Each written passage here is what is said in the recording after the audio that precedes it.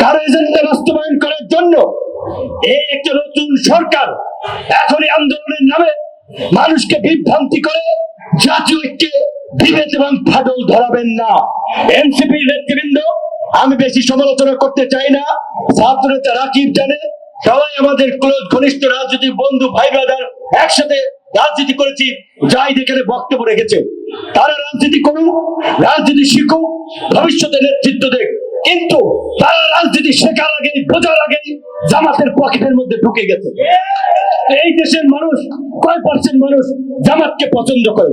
Islamic এতগুলো দল সবাইকে জামাতকে সমর্থন করে, কাজে এনসিপির ভবিষ্যৎ নিজেরাই পায়ে কুড়াল মেরেছে। এখন তারাও যদি জামাতের দ্বারা বিভ্রান্ত হয়ে তরুণদের প্রতিনিধি হিসেবে, যুবকদের প্রতিনিধি হিসেবে আজকে তারেক রহমান যেভাবে আমি মনে করি অত্যন্ত মাটির মানুষ হিসেবে, সাধারণ মানুষ হিসেবে মানুষের মাঝে মিশে যাচ্ছেন, মানুষের কথা শুনছেন, যা সকল মানুষকে কিন্তু মুগ্ধ করে বিমোহিত করেছে। ঢাকা মেডিকেলে জামাতের এমপি দেখেছেন ডিএমসি ডেতে কথা বলেছে যে আমি 3টা কারণে মাননীয় প্রধানমন্ত্রীকে পছন্দ করি। কারণ জিয়াউর রহমানের জাতীয়তাবাদ, দেশপ্রেম, আগ্রাসন বিরোধী মনোভাব এবং দেশের স্বনির্ভর বাংলাদেশ গড়ে তোলার সংগ্রাম আমরা বই পুস্তকে পড়েছি, জিয়াউর রহমানকে আমরা দেখি নাই। আজকে তারেক রহমানের কর্মকাণ্ডে আমরা জিয়াউর রহমানের প্রতিচ্ছবি দেখি।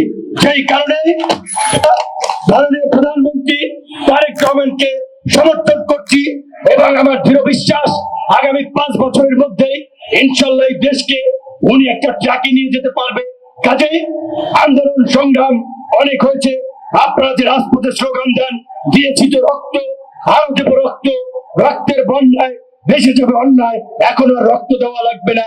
এখন রাষ্ট্র পুনর্গঠনে সবাইকে সমন্বিত ভাবে, ঐক্যবদ্ধ ভাবে কাজ করতে হবে, তবেই আমাদের কাঙ্ক্ষিত বাংলাদেশ বিনির্মাণ করা সম্ভব।